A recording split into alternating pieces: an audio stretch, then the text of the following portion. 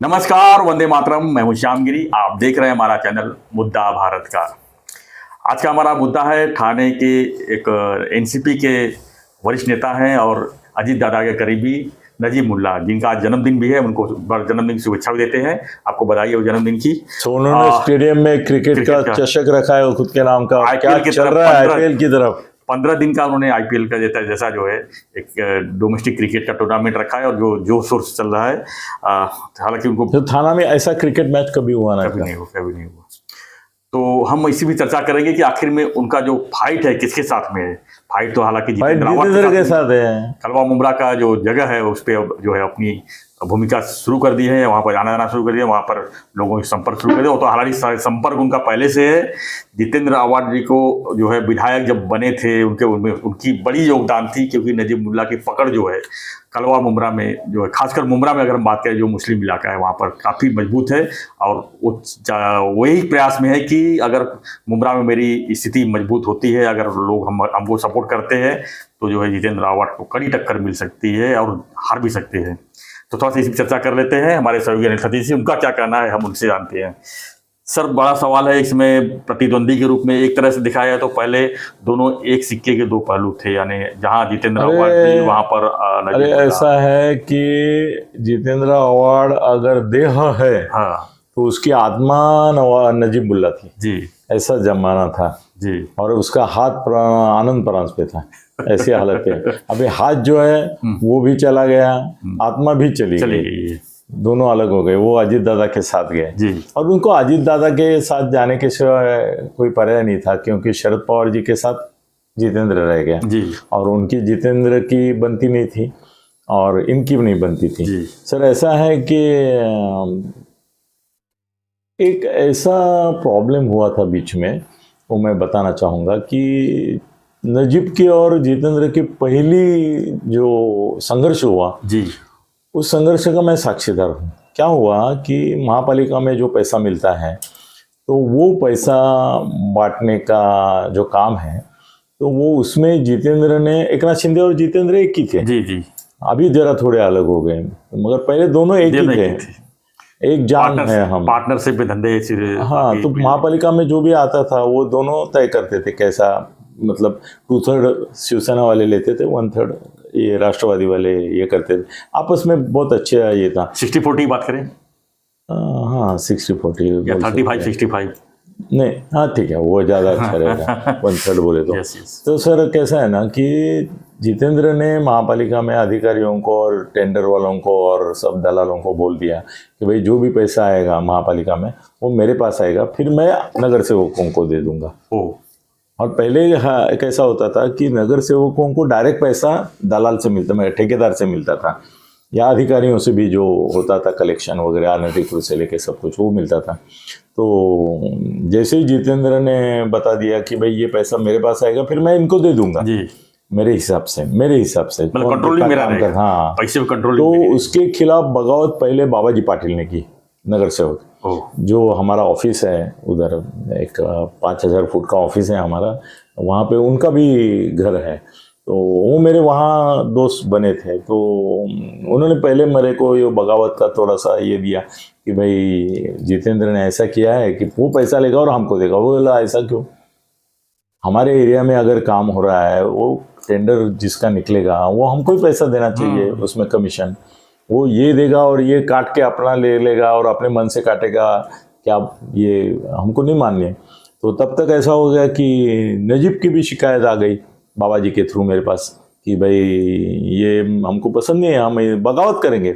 और सर करीबन 8 या 9 नगर सेवक उस एरिया के बगावत के तौर पे उतर आए आवाड के खिलाफ कि ये मामला यही था कि पैसा डायरेक्ट देना है या इनडायरेक्ट देना है।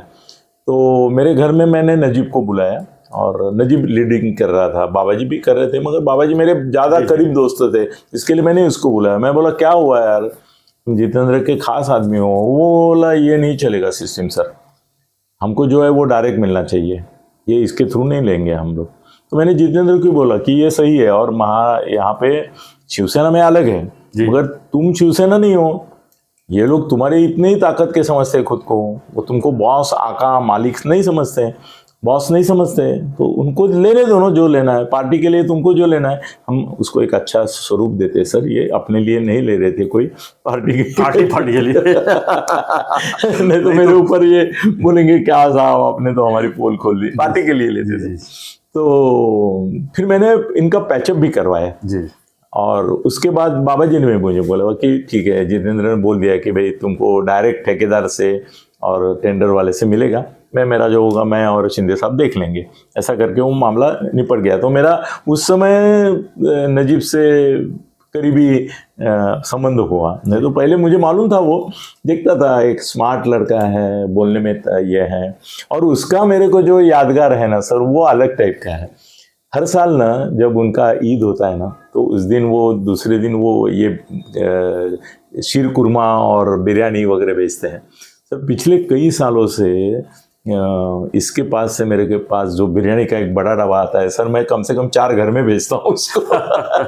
मगर वो लाजवाब बिरयानी और शीर कुरमा जो आता है उसका कोई हिसाब नहीं। जवाब। और उसका फ़ोन आएगा नजीब का, सर आप कितने बजे खाना खाने वाले हो, उसके पहले मेरा डब्बा आपके पास पहुंच जाएगा। और बराबर है, हम 8-9 बजे समझो खाना खाने वाले हैं, तो बराबर 1 घंटा पहले उसका आदमी आएगा, ये दे के जाएगा। और सर ऐसा बिरयानी और ऐसा शीर कुरमा मैंने ज़िंदगी में कहीं खाया नहीं। बहुत मेरे दोस्त है, तो लोखंड वाला बिल्डर दोस्त है, उसके पास भी खाया, मगर ऐसा नहीं।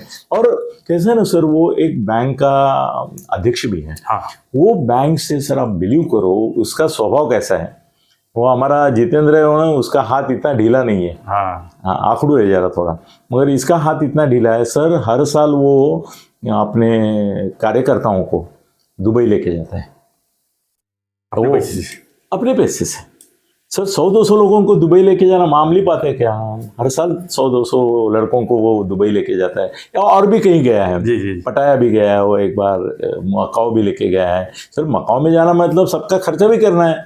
वो जुआ खेलेंगे तो क्या अपने पैसे से खेलेंगे क्या? तो ये सब, मगर वो कार्यकर्ताओं के लिए करता है, कार्यकर्ता है, खुद कार्यकर्ता है, कार्यकर्ताओं के लिए दिल लगा के काम भी करता है। उनको सब मदद के लिए ऐसा है कि किसी के कोई हॉस्पिटल में गया समझो, और वो जितेंद्र के पास गया, तो जितेंद्र बोलेगा मैं डॉक्टर को फ़ोन करता हूँ, या तो प्राइवेट है तो बोलेगा कम पैसा लेने के लिए फ़ोन करता हूँ, अगर सरकारी है तो पुकट का ही होता है, तो बोलूँगा कि ध्यान दो इसकी तरफ। हाँ, मगर नजीब का ऐसा है कि वो भागेगा, वो बोलेगा क्या एम्बुलेंस लिया, क्या उसको पहुंचाया, क्या कौन से बेड पे है, कौन से रूम में है, हो जाएगा उधर, उसको मिलेगा। या डॉक्टर को प्राइवेट है तो भी उसको पूछेगा इसका कितना खर्चा होने वाला है, उसमें से इतना मैं दे दूंगा, आप चिंता मत करो। तो वो ना ऐसा डिवोटेड आदमी है।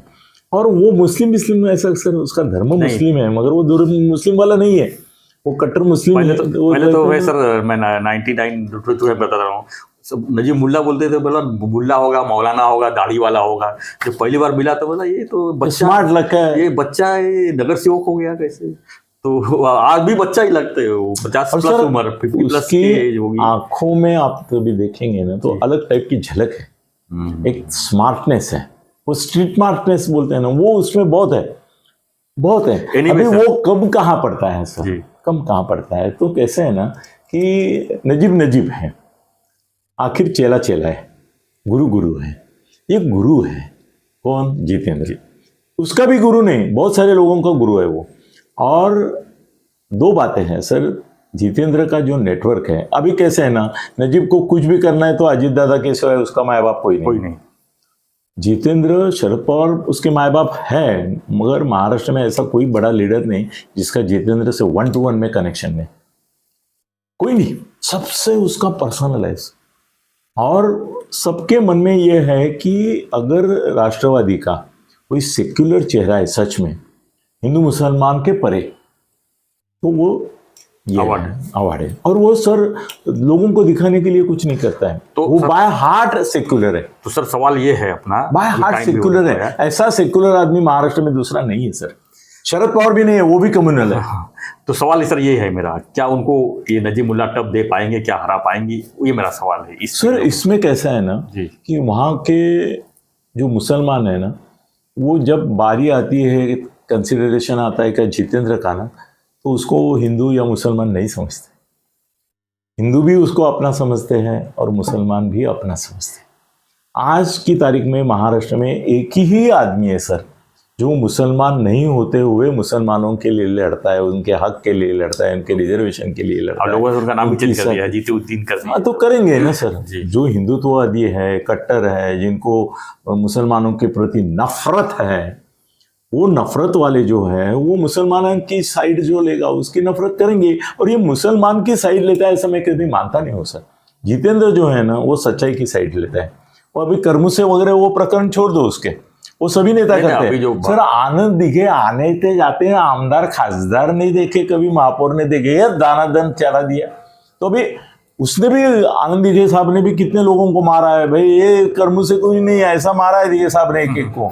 मेरे सामने एक मेरा ही केबल का प्रॉब्लम हुआ तो मेरे को कुछ नहीं बोले, और केबल वाले के सीधा कनपटी में लगा दिया।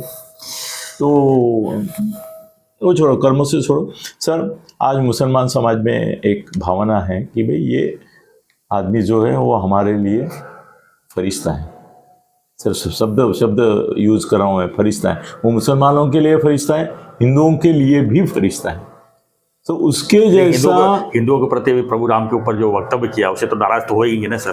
सर नाराज भी है, आज भी नाराज है सर। नहीं सर, क्योंकि अभी तक वो एक्सेप्ट नहीं कर रहे कि मैं गलत बोला सर। एसी बज रहा है क्या? नहीं।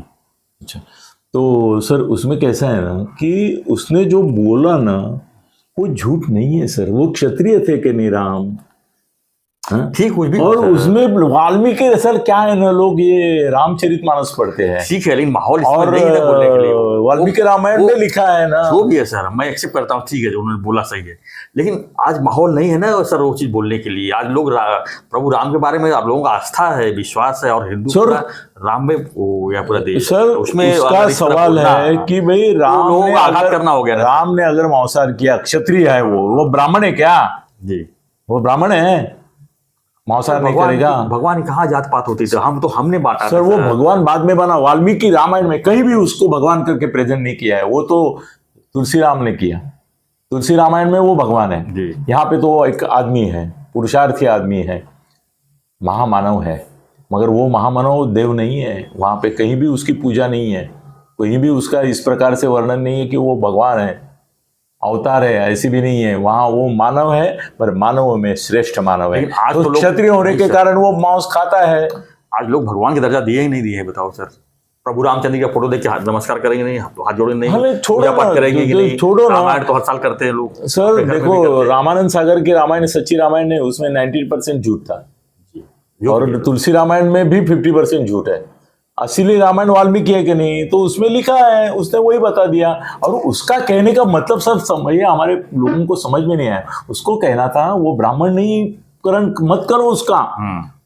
आप राम का जो रूप लोगों के सामने ला रहे हैं वो ब्राह्मण रूप में है, या ब्राह्मणों का कोई भगवान है ऐसा कर रहे हैं। वो क्षत्रिय था, क्षत्रिय खाता ही है, शिकार करता ही है, उसमें कोई गलत नहीं है। और आप इस तरह से बिना ब्राह्मण जो लोग हैं, बिना शाकाहार मतलब शाकाहार जो करने के बजाय मांसाहार करते हैं, उन 90% of the people of the India you are looking down upon them.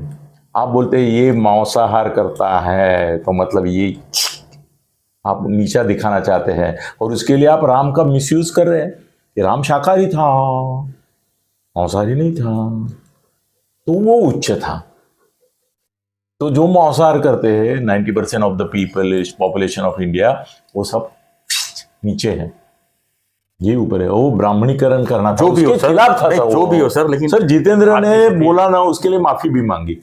वो माफी इसके लिए मांगी कि लोगों का समाधान हो। नहीं मांगा माफी, लेकिन उन्होंने एक्सेप्ट नहीं किया ना कि मैंने गलत बोला। वो गलत बोले ही नहीं ना, वही तो ना सर। गलत बोले ही नहीं तो क्यों बोलेगा वो? ठीक है सर, वो तो अब लोग भाई वाल्मीकि रामायण में लिखा है वो भी गलत है क्या? वो वाल्मीकि पे ऊपर खटला करो ना भाई। गीता रामायण गदी माडगुरकर उन्होंने लिखा हुआ, घर घर में आज उसकी ये हो रही है, चर्चा हो रही है, सुनाया जा रहा है, उसमें भी उन्होंने बोला है।